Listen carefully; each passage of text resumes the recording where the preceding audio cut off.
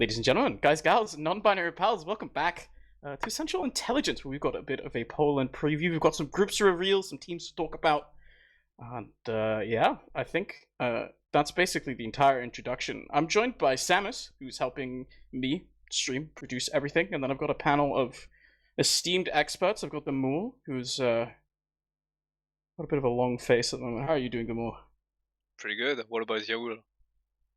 Yeah, I'm doing good. It's very cold outside. It's been cold for too long. I'm very excited for it to not be cold in Poland next week, where it's supposed to be 10 whole degrees, which is 20 degrees warmer than it is here. So I'm very excited about that. Practically going to the Mediterranean. I've got bot mode from across the pond. How are you? I'm good. It's not that cold here. It's warmed up the last week. It's been very rainy though. Ooh. So I'm very excited to go to very historically sunny Poland.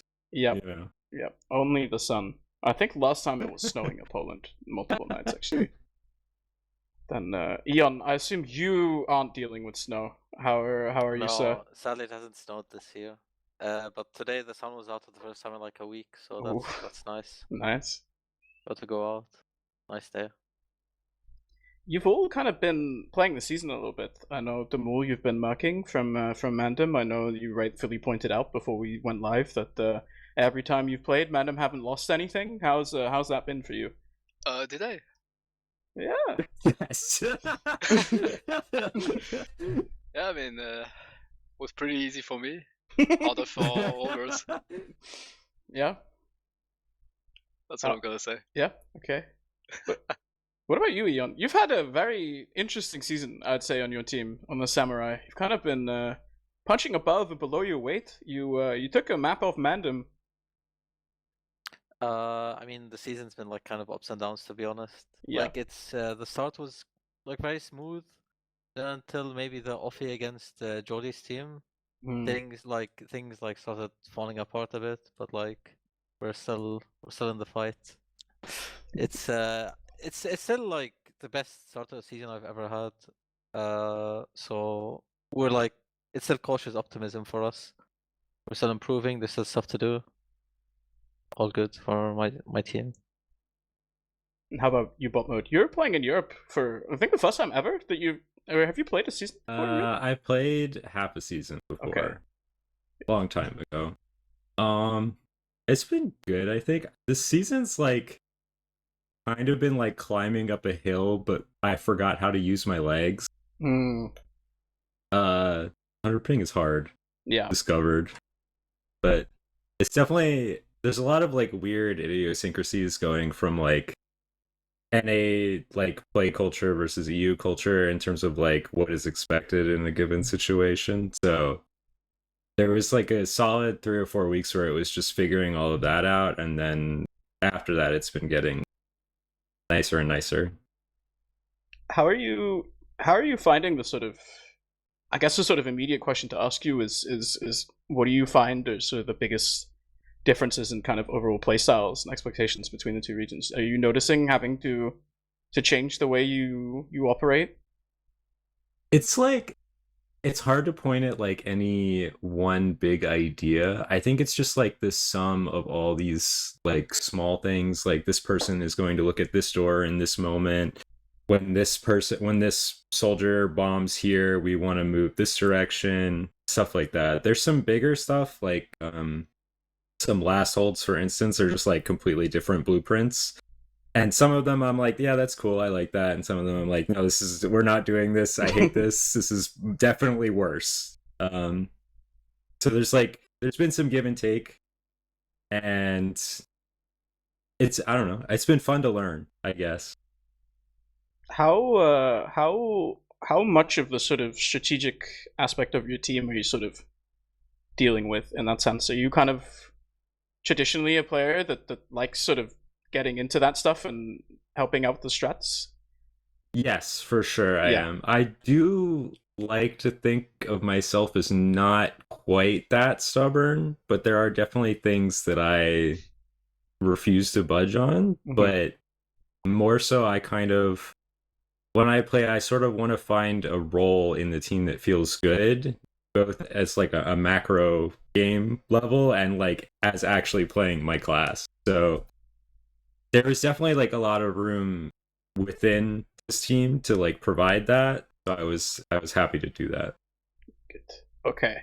The main meat and potatoes of tonight is that we do have some group stage groups to reveal, and none of us have seen them before. So Samus is going to put them up on the screen now, and then we're going to be like, "Whoa, those are groups. Those are classes in TF2, not the groups."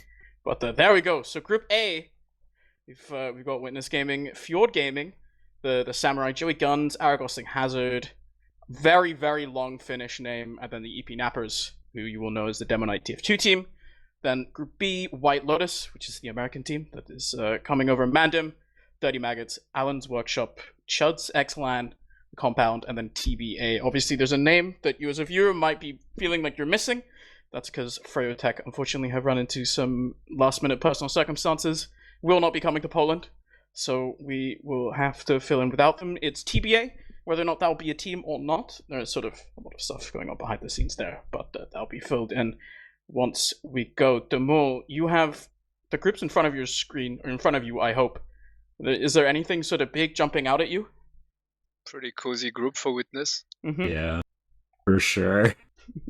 Like, I'm surprised to see Dirty Maggots in Group B as well instead of Group A. Yeah. Like, was there some sort of seedings or is it random? I believe there is some sort of seating, yes. Specifically how it worked. There are some Excel nerds that were sort of in charge of that. Doesn't make much sense then. I'll be honest.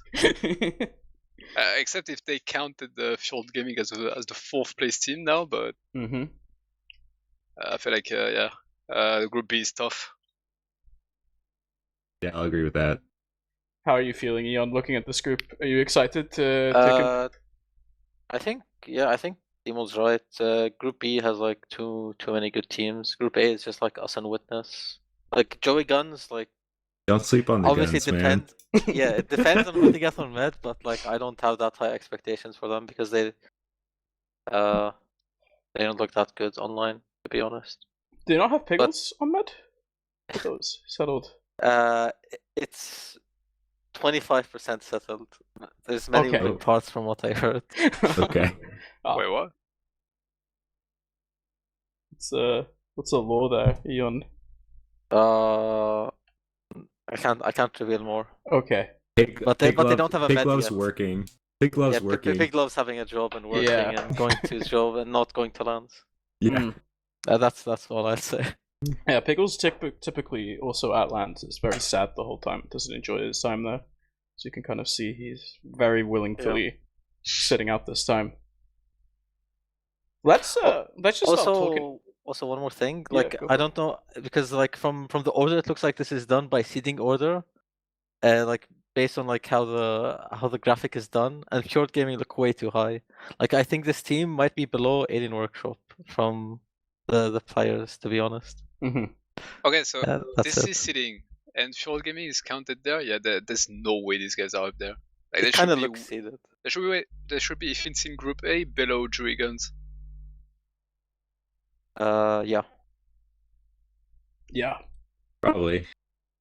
Yeah. I expect what's probably happened is that there's some more seeding based on Freyotech also being involved. That is kind of them being taken out of the equation has probably done a bunch of weird stuff to the math. I would assume. I wonder if were these redrawn like after Froyo dropped or not? Because if Froyo was also in Group B, that would have been crazy. It's the group of hell. Yeah, I would assume not. That they are sort of regenerated afterwards. We were having a bit of discussion about whether or not we would even have them ready in time for tonight, or whether or not we just shadowbox the teams. But no, I think they're redrawn. But yeah, okay. Let's just go down the list of all the teams that exist here and in these groups. So let's start from the top. I think the most boring one. We have Witness Gaming. I think in my eyes coming in as the favorites. We haven't seen them playing NTS well this season actually. Sort of taking the season off, but they will be coming to LAN. So it's the roster you all know and love. They won Prem last season. They won Uberfest last season.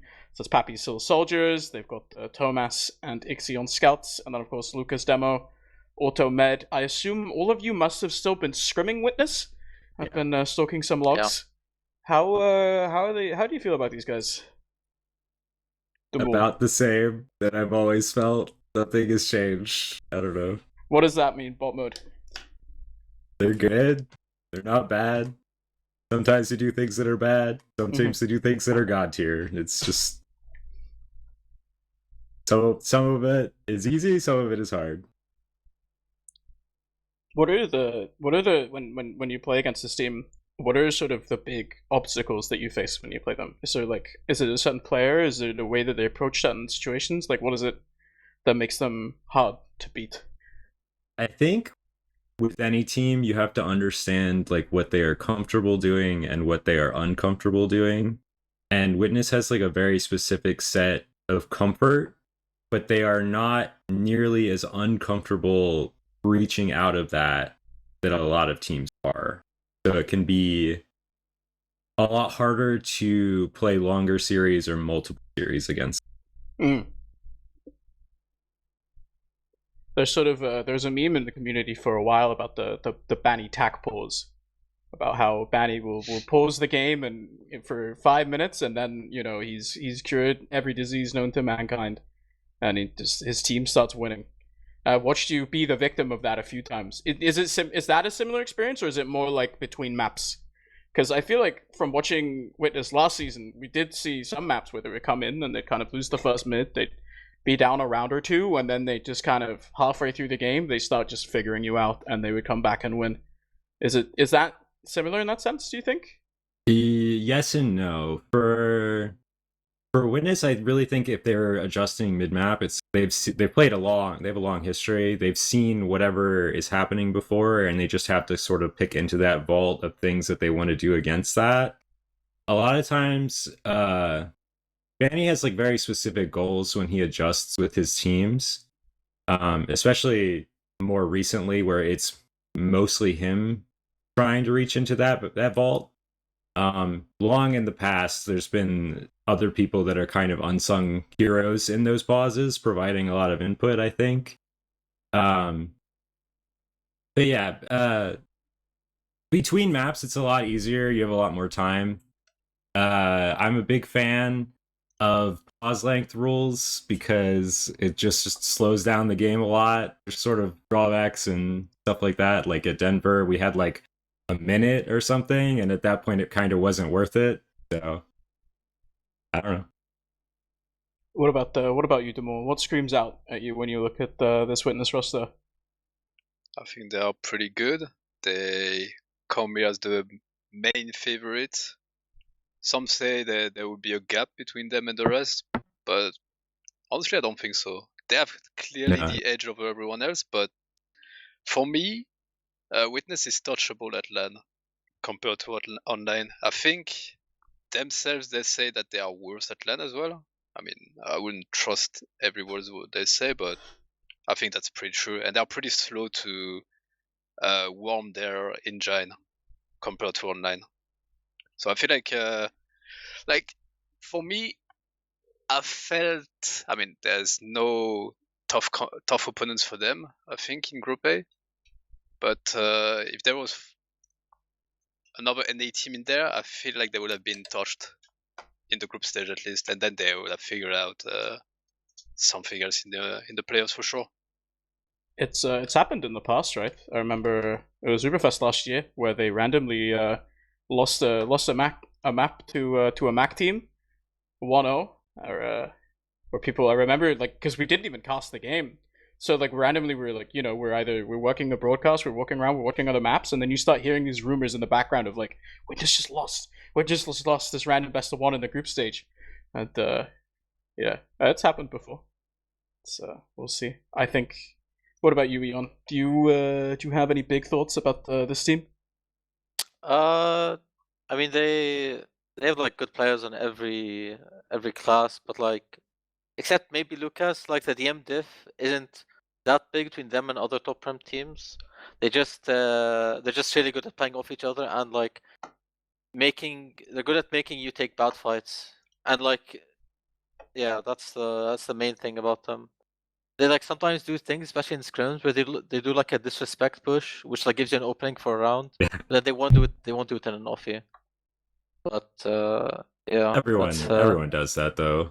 So yeah, but like I feel there's like a pretty big difference in how they play in scrims and offies compared to other teams. I Yeah. agree. It's bigger than other teams, from my experience. Like especially on the mids, their solos are very, very aggressive usually in scrims, and in officials it's night and day. It's actually crazy the difference. And you said look, there's a clear difference between Lucas and the rest, but that's fancy on the. Yeah, true. So We'll I feel like from what I've seen, Lucas clearly divs the rest, but he struggles a lot against Fancy. Yeah, it's a weird matchup thing. Yeah. Like I feel like Lucas is better. Like you said, he's better against everyone else than Fancy is, but Fancy is better against Lucas. Yeah, that's what I saw. And like from the Mandem perspective, Ixie is the main threat as well. Like Ixie is really, really, really good. And I don't know. It's for me, it's between Lucas and not Thomas, Ixie. Are demons to play against. All right. Any sort of final thoughts? I guess I'll come back. We'll circle all the way back towards the end, and I'll milk you all for some predictions. Any sort of final thoughts before we move on to a different team? I'll spin the wheel. We'll pick someone. I do. The dmoule kind of like spurred this thought in my mind earlier when he said that Witness is very slow to start.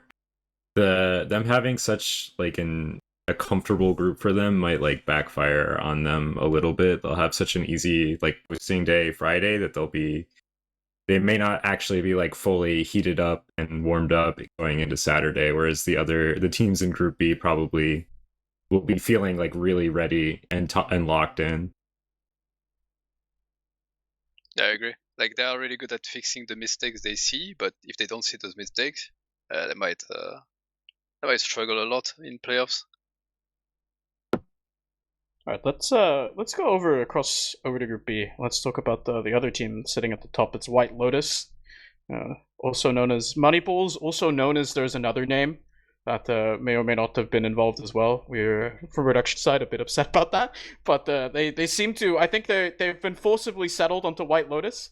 So this is an American team that's coming over. It's a bunch of very good American players as well. So it's going to be Chris, of course, on Scout, playing alongside Slemnish on Scout. Then they've got High Five, and then Jay and Pei returning to Roamer, I believe. He's playing Roamer. High Five on Pocket. We've got Logan Demo. And then, of course, they've got Skis on Medic bot mode. You're American, so I'm going to sort of take the puck, pass it over to you, and you can tell me sort of who as a European who's never ever watched any American TF2, because that stuff's at 4 a.m. We're never watching it. What are you sort of looking at for this team?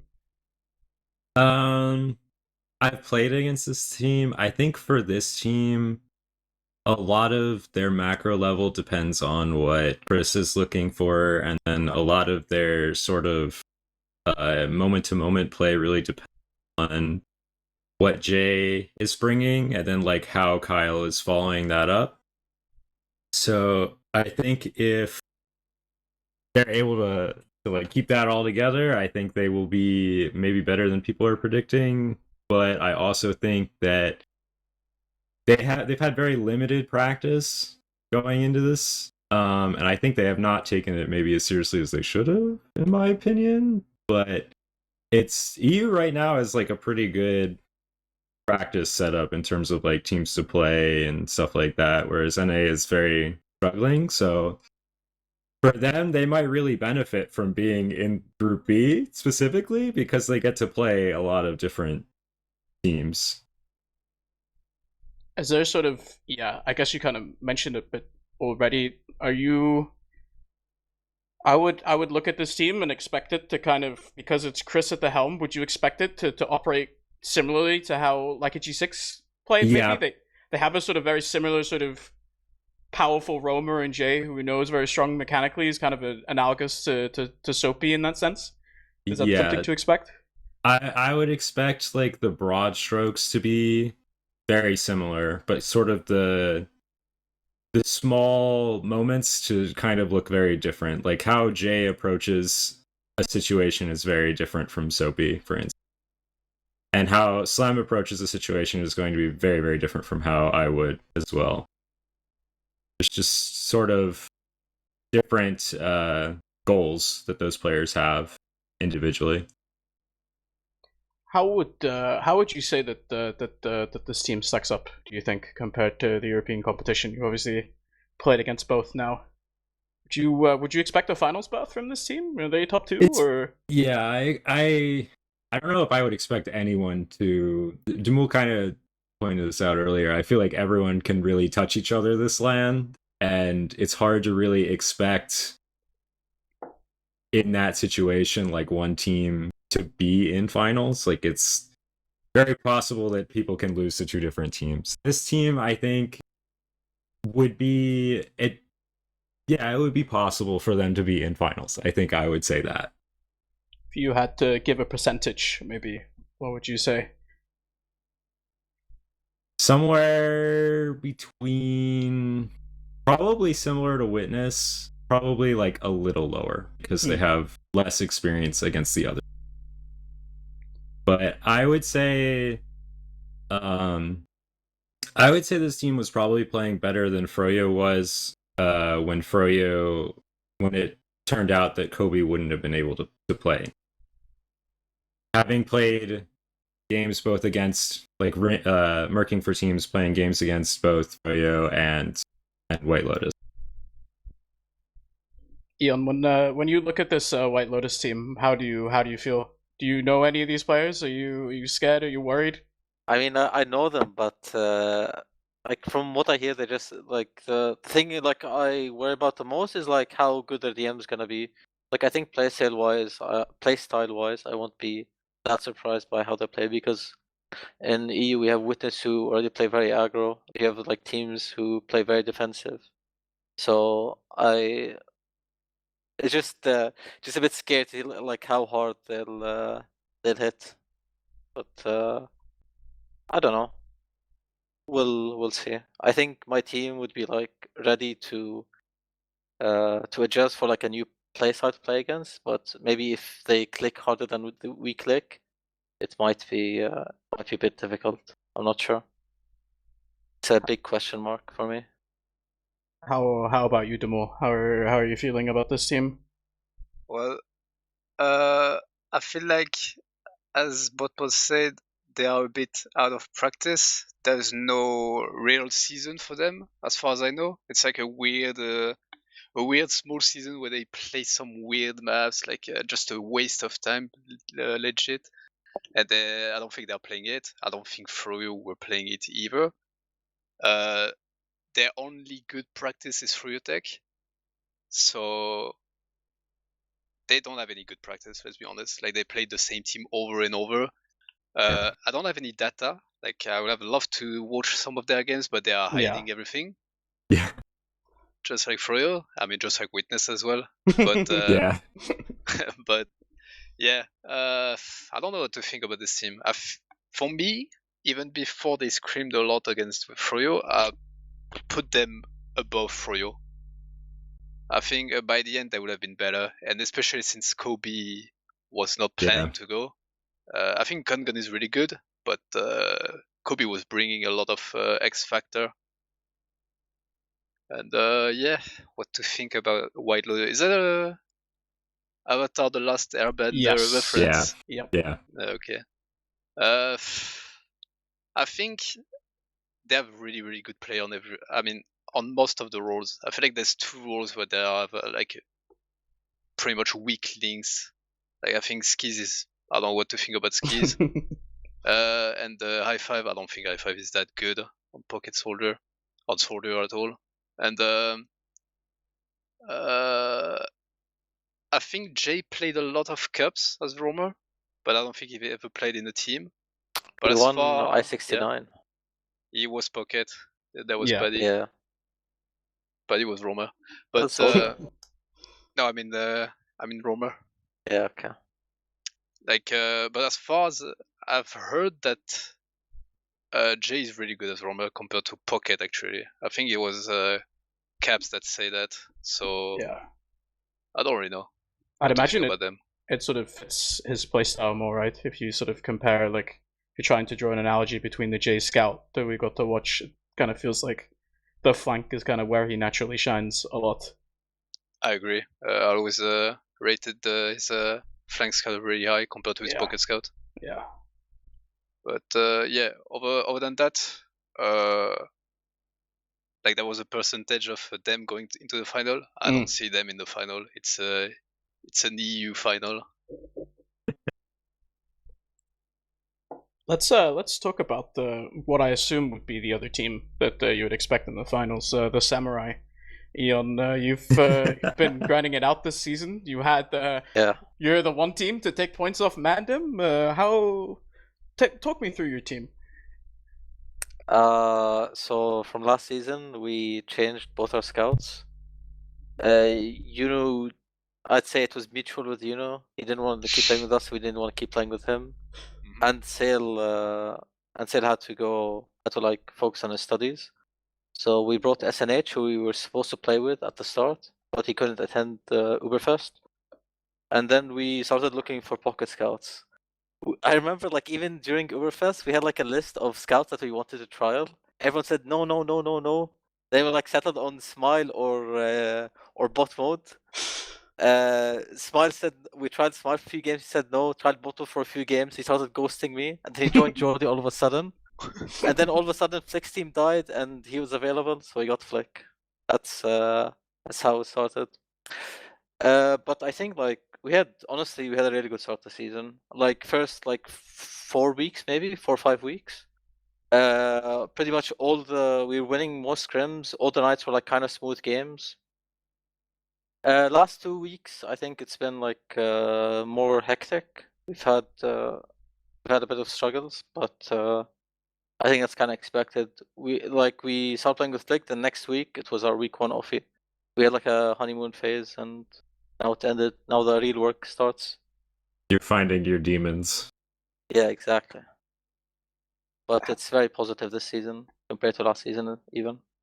How are you finding playing with Flick? I know SNH typically doesn't really say all that much, but very good on scout, very good on sniper. I think the SNH sniper on. I think of him as like he's one of the few scouts that's like willing to just whip out a perma sniper on a map like Process even, and not just do it on Viaduct. What about Flick? Because he's kind of, I think he's known for being a bit of a louder voice as well. Sort of main called teams in the past. How is he kind of fitting into that existing dynamic that you guys already have? Flick's been really good for us. He's doing everything that we want from him. Like in trades and pushes, he's calling what we need from him. Every time like there's something missing, like from a game, like me and Let would say like, oh, you should focus on this more, and then he'll fix it for the next map, and like it'll keep getting fixed. So he's very easy to work with as a teammate, to be honest. He's probably like the easiest pocket scout to play with, I'll say, because like other pocket scouts I played with, they've been more. They don't play on beam much. They don't give the right calls always, but he's very easy to play with, so very good.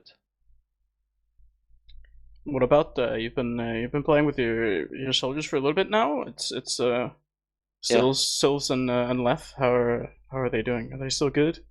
Yeah, they're still good. I think Leth is like very much more motivated this season, I'd say, compared to last season. He does a lot for us, I think, in all situations. Every time we have a stalemate and he's going to sack, most of the time he's getting the force. He wins his fights on flank, and he has a good dynamic with SNH, because SNH doesn't call much, and Leth calls a lot, so there's like good balance of like, even though it's not even a dialogue, they understand, like the SNH is gonna understand what Leth wants, so that's it's all good. How are you? What are sort of your goals coming into Poland? What are expectations, aspirations? I think like worst case we're getting sixth, but I think third is very very much on the table, to be honest. I think we can take maps. I mean, besides, okay, White Lotus is a big question mark for me, to be honest. But MANDEM and Witness are like probably a bit too far ahead from us. But I think the other teams are easy pickings, to be honest. But we'll see with White Lotus. How do you feel about this team, dmoule? I don't really know what to think about Mag Team. I feel like they hit their peak last season. They've been a bit underwhelming, in my opinion. They might have got a map of MANDEM, but I mean, let's be honest, it's a sniper on product. Like that thing doesn't really count, and people. A win's a win, man. I mean, it does, but someone lost to it last season. It's a win during the season. It's not a winner during the playoffs or That's true. And, yeah. And I think MANDEM has something up their sleeve that they won't fall against a sniper once again, especially with how the Mag team plays around the sniper. I think they're way too passive around it. They give way too much ground. But that's another talk. Yeah, they have 2 new scouts. They removed one. Let's be honest, it was they removed him, and say couldn't play because of studies. So, as far as I know, SNH was very vocal in the Czech team. Like I think he was main calling a bit. So I'm surprised that SNH doesn't talk in English. I'm very surprised by that. He talks, but like there's yeah. He didn't talk that one. He doesn't talk that much, and we already have a lot of players who take space and comms. Yeah, so that's true. Makes sense. No, it makes sense. You have Flick, you have Mag. Yeah. Yeah, and I think Flick. I don't know what to think about Flick. I think he's very, very keen, and that's very important. Like even when he was playing with his weird team that he was trying to make, he was demo reviewing every single night. That was crazy to see, and that team just explodes. So since he joined an established team, I feel like he gave a lot of inputs, and he's a valuable teammate, I think. What about you, botmode? You kind of joined into a team with an existing rivalry with these guys, who's kind of overlapping friend groups a lot. How are you finding playing against them? I know I love casting the matchups between your team and Eon's team because the server chat is always amazing. Yeah, it really catches me off guard sometimes when we're playing them, and I just open chat and I read it like, what is going on? Like, there's a lot of like really mean things being said, but obviously everyone's friends, so there's subtext there that is not being read. I don't know. They're a fun team to play. I think there's definitely. I mean, like you could hear it in our mobile environment, like the same way. Like we do not like losing to them. They do not like losing to us. In scrims, in matches, like at all. So I think for us, I think we feel confident against them, and I think that's probably a good thing. I don't know if they probably feel confident against us. I don't know. So I'd be happy to play them. I'll say that. How do you think the matchup between you two shakes up? If you, God, I have to ask you for percentages again. I don't know. What's the ratio? You play 100 games. How many games are you winning? 100 games on LAN, 100 games in ETO2 playoffs. On LAN, on CP nondescript mid CP points. CP nondescript. Yeah, just like average 5 CP map. I don't know, like I'm confident, so I would say like 90-10 probably or better. Wow. Okay, interesting. I think it's a big number, but I agree. Like, like I think Dirty Maggots always had a really good matchup against the Max team. They last season it produced one of my favorite moments I've ever cast, where it was Badlands, super intense Badlands game. Goes into Golden Cap, 5 minutes of a snooze fest last hold where Dirty Maggots can't figure out how to push last. We round reset, go back to middle. Mac double sticky bombs the enemy valley, instantly dies, loses the mid, and the game ends. That was yeah. I was very happy to experience that. What about you? Was that good? I Do you wasn't remember there. that? No. I was busy that night. Zoe was playing. You should ask Zoe. Oh, that's right. Yeah, Doey was Yeah. there.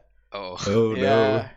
The playoffs game against him was actually like a bit funny as well. It's Yeah. like we 3-0 them on Viaduct, and it's two biggest snooze fest maps on Gran and Sunshine, and we lose.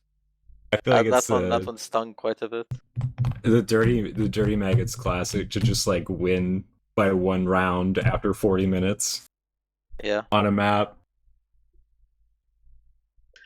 they're extremely slow, extremely passive.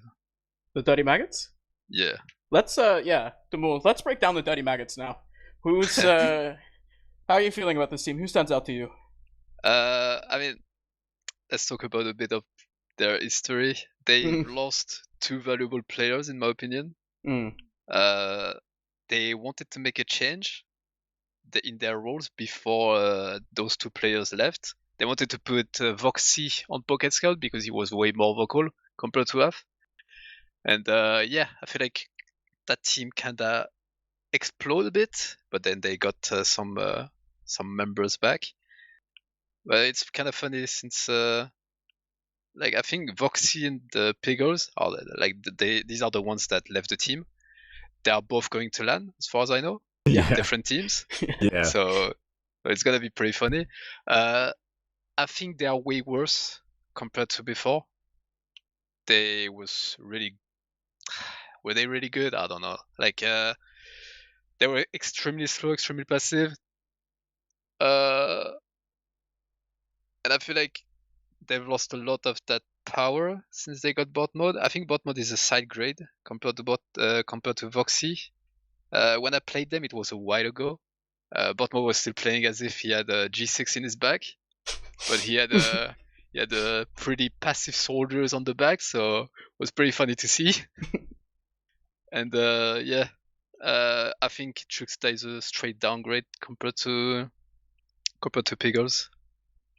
Like yeah, I don't know what to think about Dirty Maggots. I think their peak was in the past as well, just like Max team. Let's hype up your bros, bot mode. You came into this team.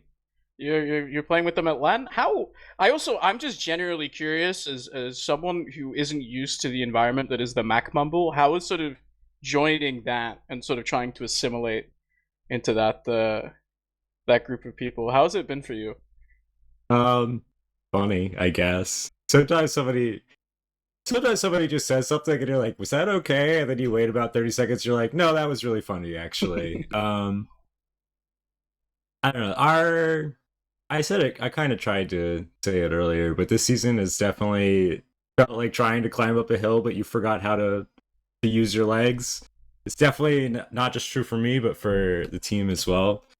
dmoule's kind of right that like Voxy and Pig brought a lot. I think especially sort of like for the overhead for everyone. I think App really relied on Pig a lot, and the role that Voxy was playing was really cozy for everyone. So there was some level of adjustment of like me picking up things that Voxy did that I wouldn't have done, and App kind of splitting the difference. I do think Juxta is good. I think he's I think dmoule's kind of underselling him with his description, maybe. I don't know. But yeah, definitely. Pig definitely accommodated the environment better initially. When it comes LAN time, you know, who knows? How big is the going from 100 and whatever ping to 0 ping gonna be for you? How big of a power spike are we seeing? I don't know about power spike, but it'll make me happy to play the game again. I'll say that. I've noticed something, like, especially towards the end of G6, you were like low-key perma sniping sometimes, and you've kind of recently not been doing that as much in Europe. Is that just because of the ping? It's because kind of. I never really sniped in scrims very much because it's just, especially on G6, it just kind of wasn't what we wanted to be doing. 100 ping sniper is overrated in my opinion. The way I always describe it is like when you have 100 ping, sometimes things hit that shouldn't hit, and quite often things that should hit don't. So there's like, it's easy to feel like it's BS if you're on the receiving end, or if you're seeing one of those moments where something hits and it doesn't. And it does happen where I'm playing the game and a shot hits and I'm absolutely 0 cents, but whatever. But it's definitely more frustrating to shoot at somebody and it does 0 damage. So what would you say sort of as a team your big strengths are? Flaming Jordy, flaming Af, letting Zams get away with everything. Never having 6 for a scrim.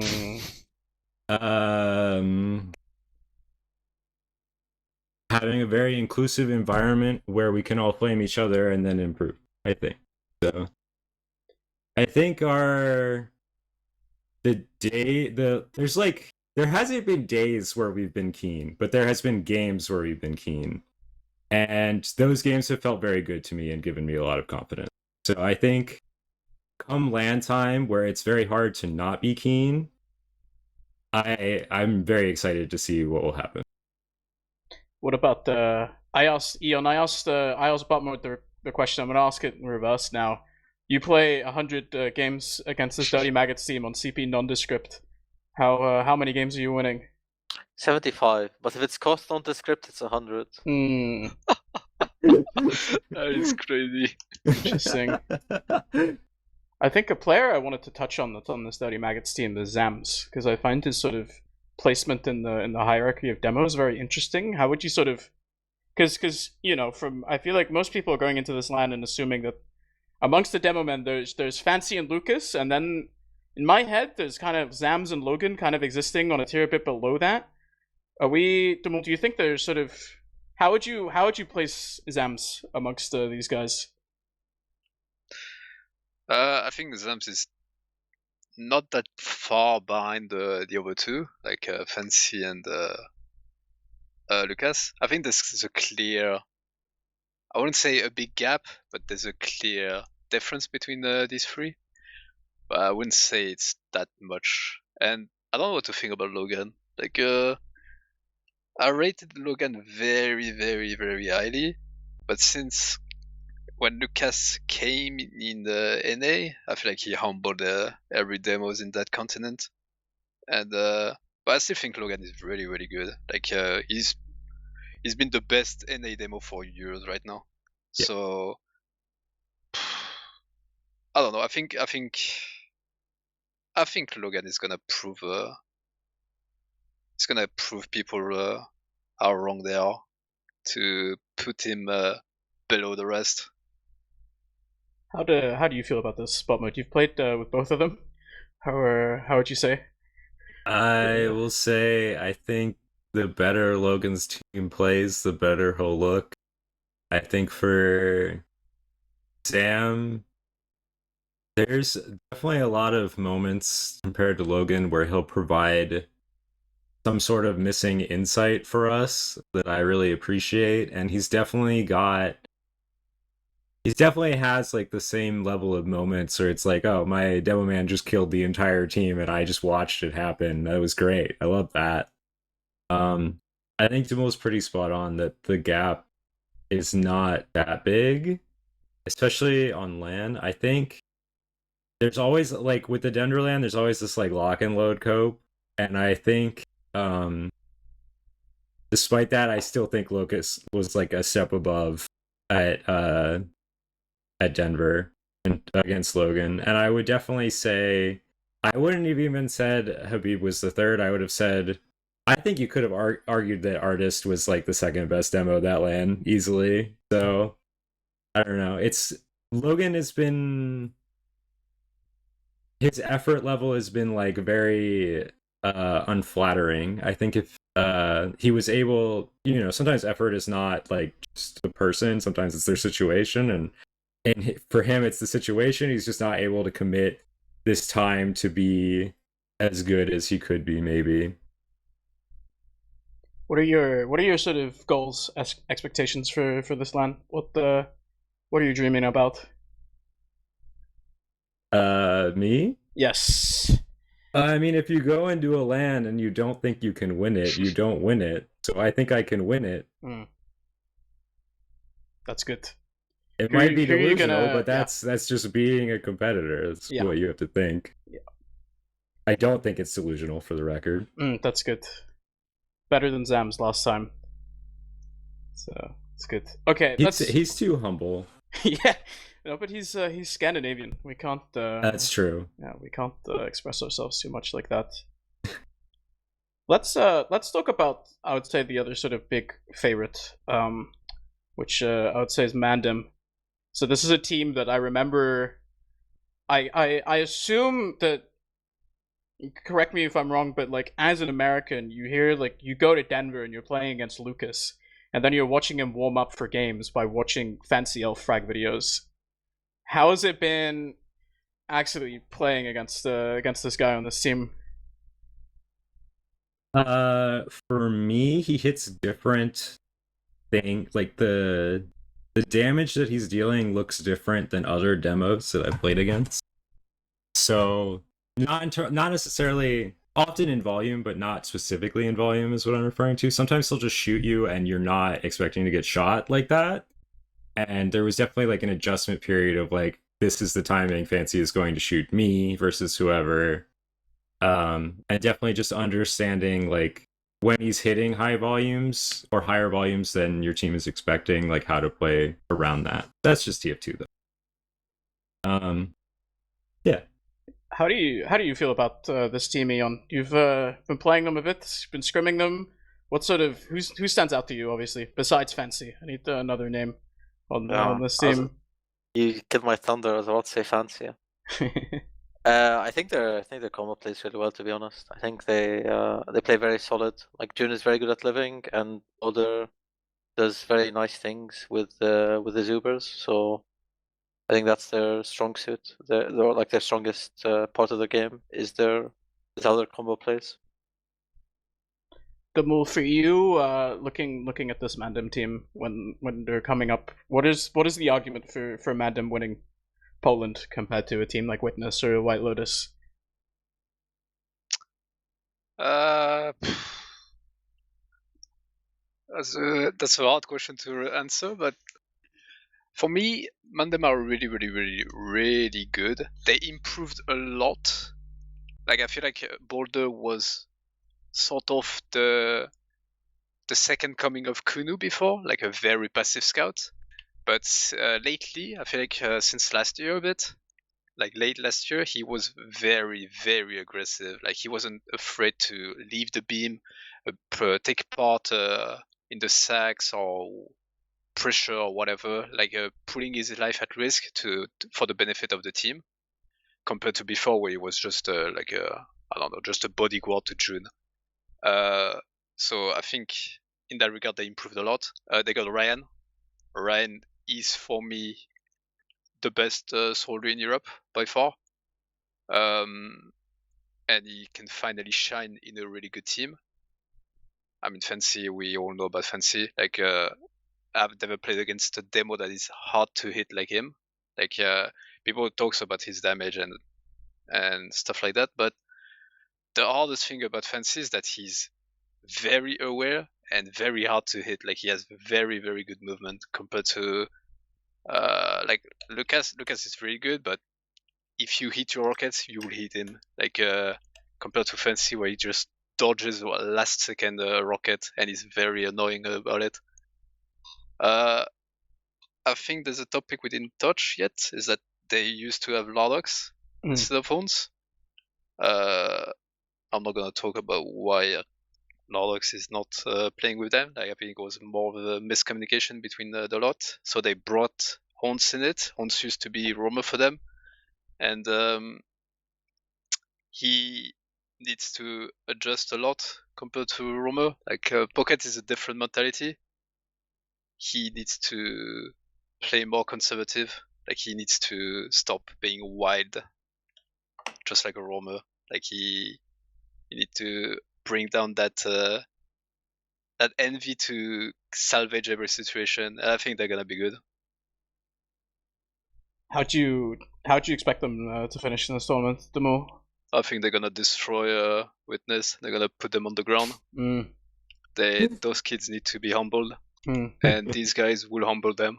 Mm. It's good. I like that a lot. Yeah, I think. What about you, Eon? What's your expectation for this MANDEM team? I can see them in the final, to be honest. But the biggest question mark about them is how fast he's going to perform at LAN, because it's his first LAN, and I think he's the player with the most eyes on him by far going to this LAN. I think everyone else would agree on that point. What about you, botmode? Is this a finals contender? Do you think? Yeah, I mean everyone is. So Yeah. Yeah, I think they're top 3 in terms of like favorites for me easily. I don't doubt Fancy. I will say, like, going into your first LAN, if you're giving too many roles in a team, that can be like if you're wearing like the demo man hat and you're also the team adjuster, and also you main call Ubers, and also you main call last pushes, and also you call for spy timings and all that nonsense. If you're wearing too many hats, it gets really hard. But if you just have to focus on one role, I don't actually think it's that difficult. And I think Fancy's going to be, I do not doubt him at all. I think he might actually play better. Like, that's a big thing, like dmoule said, for him, is that his movement and his awareness are good. And those 2 things are exceedingly important on LAN, in my opinion. So no doubts in my mind he'll be good. I would say, like, this team, they can definitely go the distance. They've got many different things in their bag, especially even things that like they're not maybe confident in, they can definitely do. I would sort of just for this team, I'm not sure how confident they are, and I'm not sure what their like internal dialogue is like. So I would just be wary of them sort of like running out of energy or running out of like mental strength in the long term, because that's very important for a tournament run. I think let's yeah, okay. We'll talk about the tournament format in a second. I think there's one last team that I think is worth mentioning for the viewers at home. I think the rest are kind of we can be a bit honest and say that they're probably not going to be competing for anything near like the final day. So considering our time constraints, we'll leave them alone for now. We'll have ample time to discuss them at the LAN, I'm sure. It's Joey GUNZ. I don't think we need to spend too long on them. Eon, you've played with these guys for a long time. What's the whole situation? This is a core of players that's been together forever on this Joey GUNZ squad. It's Yak on demo, Junu, Vanu, Tiram. What's the MO for these guys? Off class and win, basically. Yeah. They've been like the biggest disappointment for me this season.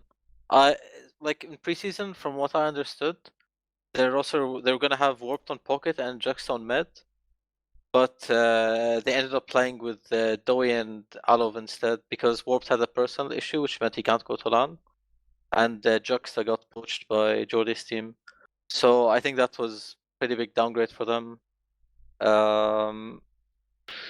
Yunu's very good. He hits very hard.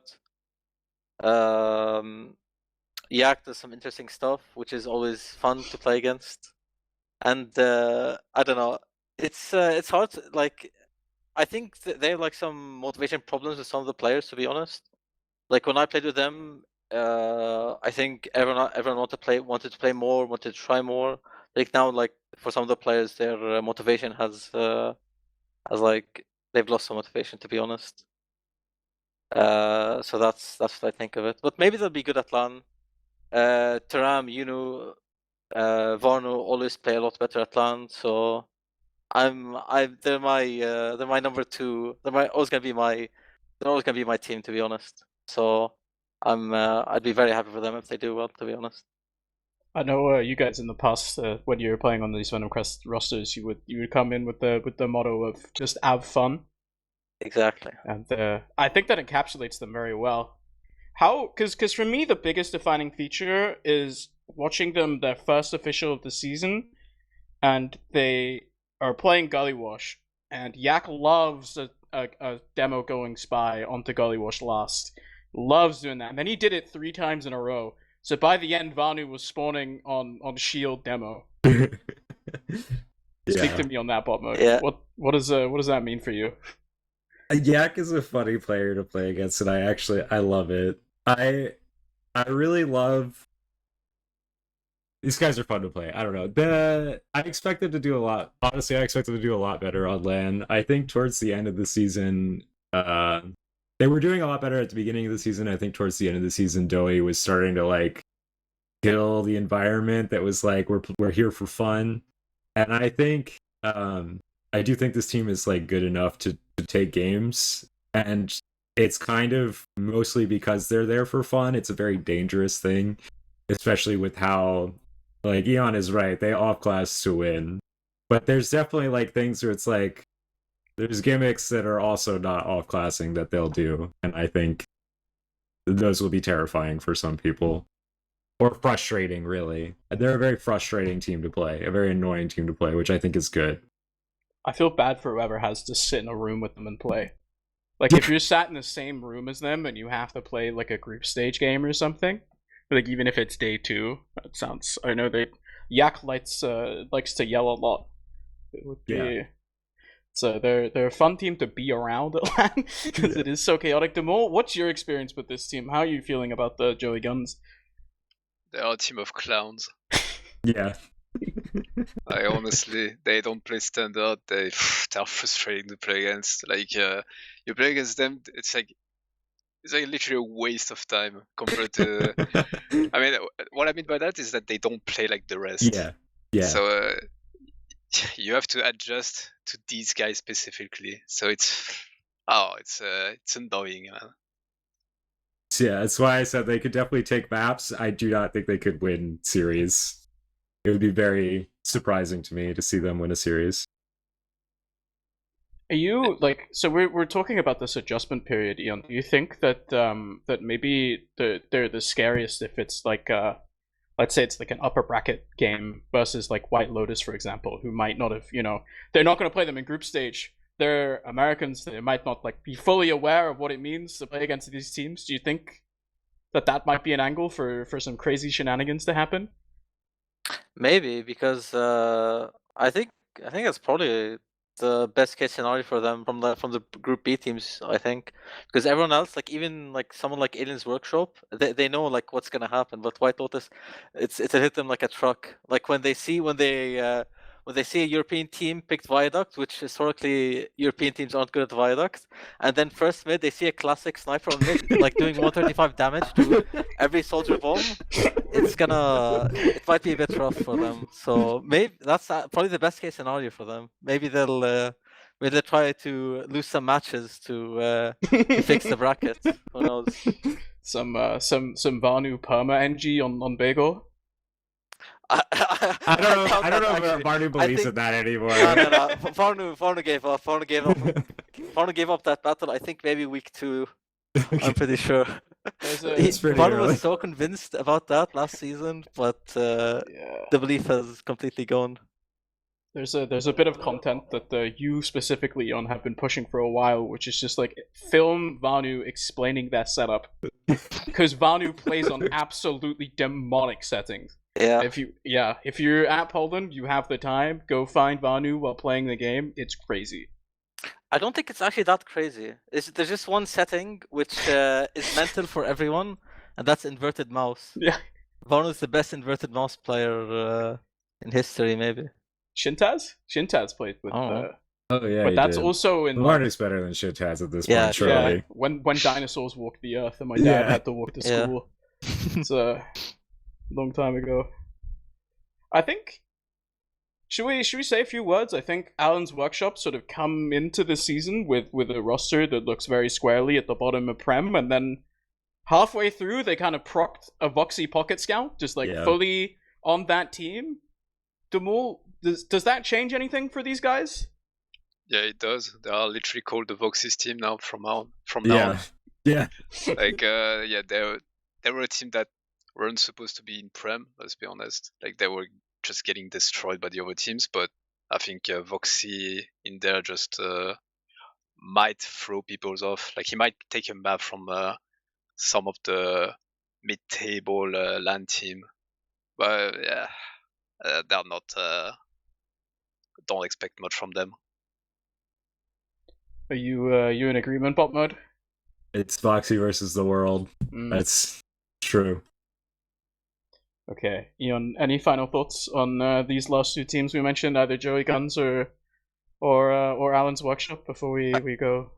I think Voxy will raise the floor a lot of that team, but their ceiling is gonna stay pretty much the same. They won't comfortably beat any of the top teams on any map, I think.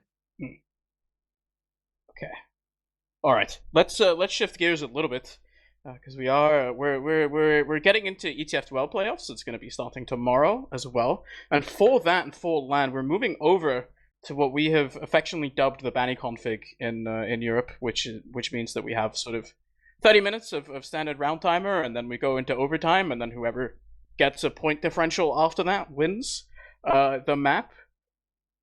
dmoule, no European team besides Witness have really ever like fully been tested in this format. Do you think that that's gonna change anything for both playoffs, I guess, and also come LAN?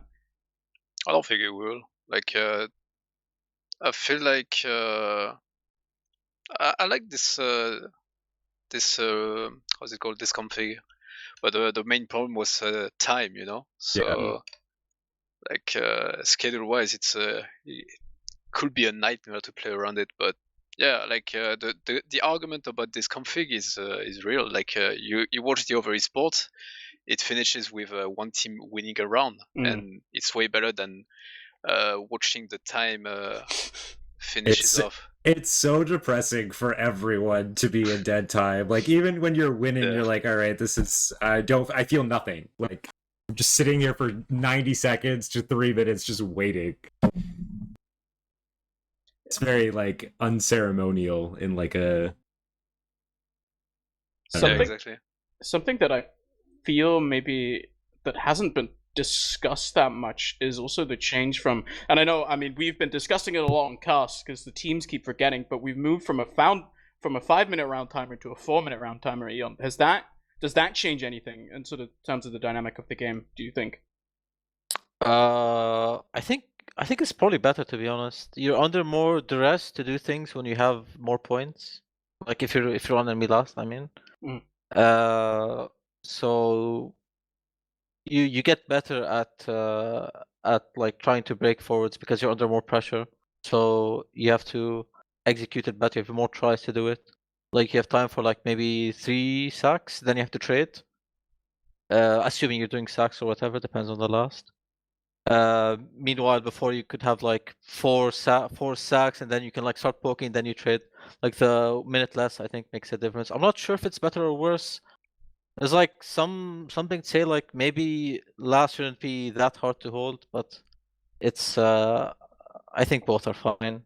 It's not the worst shit ever, and it doesn't change the game that well. I think it's okay. What about you, botmode? Do you prefer the 4-minute, 5-minute, the American config versus the Euro config? Kind of. It's been a long. I mean, I guess I've scrammed a couple times on the 5-minute. Yeah. It wasn't so bad this season because I think teams were really like practicing for the 4 minutes. But the couple of times before this season that I had played on the 5-minute, there was a lot of times where the other team would just like, if you were defending your own last, there's a lot of times where the other team would just be sitting there for like a minute and a half just talking, which I was really not a fan of. And with 4 minutes, like people tend not to waste that time. It is like a sack less or like an interaction less about. I think 4 is like that 1 minute kind of sometimes cuts out 1, sometimes cuts out 2. It depends on how the map is playing. I like the 4 minutes. I have heard like a decent counter argument that it makes pushing out of glass a lot less appetizing, but I think that's more like depending on the map, stuff like that. Like pushing out of Granary or like Metalworks, for instance, of people have I fully understand that I would never do that on 4 minutes, and like maybe I would do that on 5, but in all honesty, still probably not, because those maps are just like not well built for that. Yeah, I think for me the sort of I've been very vocally against the American config for a very long time. I think sort of for me the big thing is that I think it really does matter that we get that final sort of click round win into victory. I think that's going to be really good for the viewer experience. Yeah. Also for the player experience, I think that's massive. We did actually, I can reveal this. I guess it's been revealed already a few times, but Ben PL and JMax did some work behind the scenes where they went through both recent American lands that happened last year, so both RGL and Denver, and they went through and they compiled all the map times and found that there's actually like overall on average there's very little difference in total time of series between the two configs. So in that sense, from a scheduling perspective, that convinced us to go that route, and I think it will. I think ultimately it will make for a better viewing and hopefully playing experience as well. Which, Can I ask something about this? Yeah. This study that you did. Yeah. Was it like all the games? Because there's gonna be so many one-sided. There's gonna be probably more one-sided games. In the NA land compared to EU one, maybe. I mean, yeah, I think so. So the main thing, you should definitely DM either JMax or probably DM Ben to ask further questions, because he'd be happy to discuss that Excel sheet with you. But the standard deviation is obviously larger, but then of course you're working with a limited sample size, right? Which we are always going to have.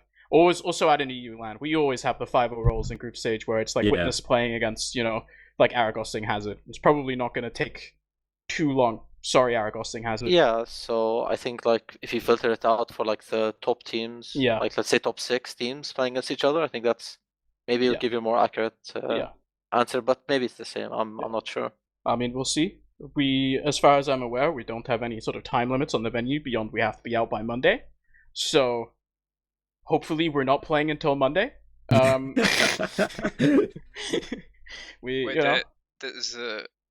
last year we had to go out at like 1 a.m., right? Yeah, something like that. I actually don't remember. Yeah, but okay.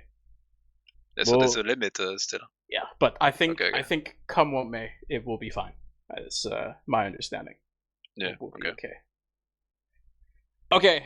We've talked about config. We talked about all the teams. I'm gonna go down all 3 of you. dmoule, I need you to give me a top 4, starting from first place to 4th. Who's gonna finish where? So starting from 4th, right? Yes. Dirty MAGGOTS, White Lotus, Witness, MANDEM. You think it's a no Witness final? I mean, yes, Witness is in the final, but they're not winning it. Ooh, okay.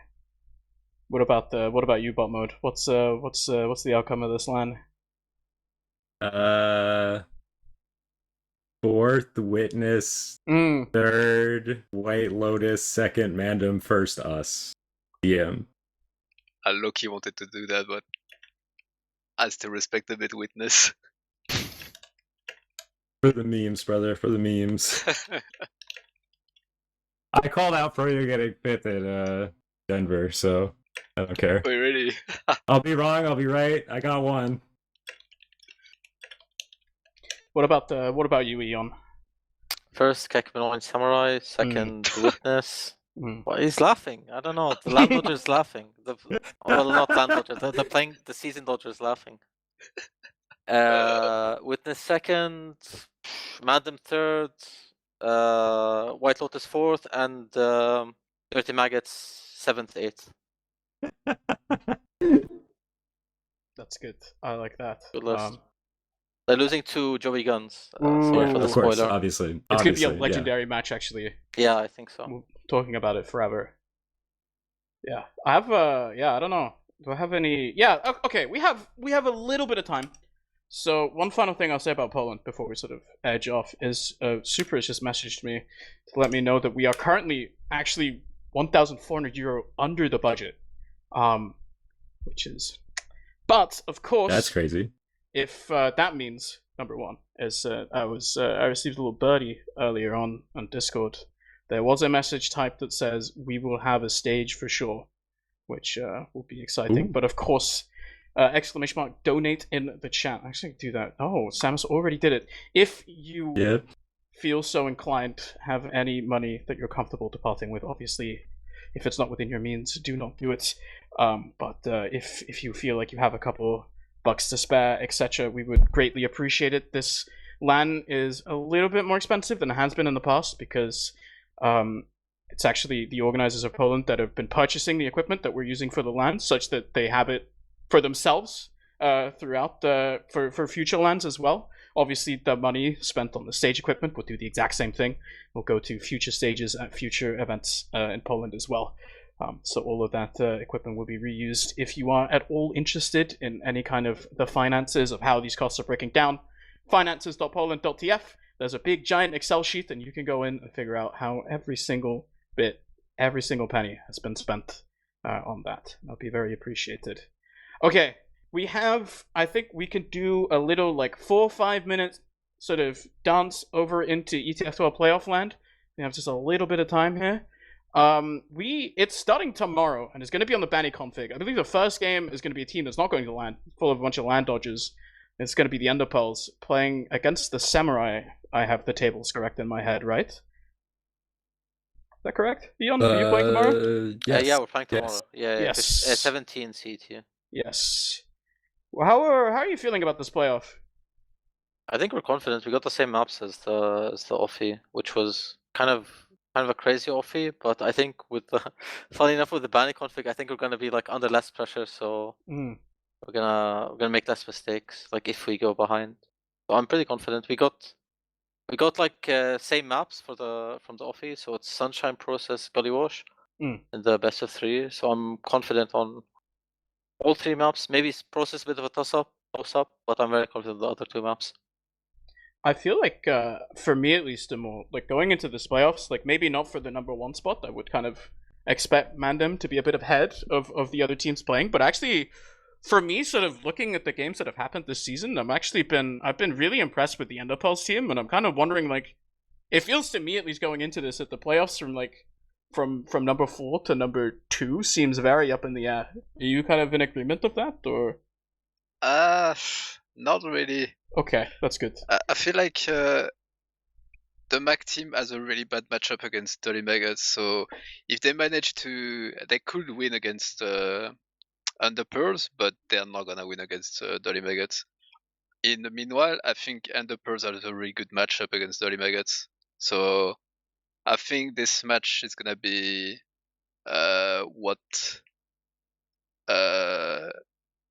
to see if Dirty MAGGOTS have secured the 2nd place.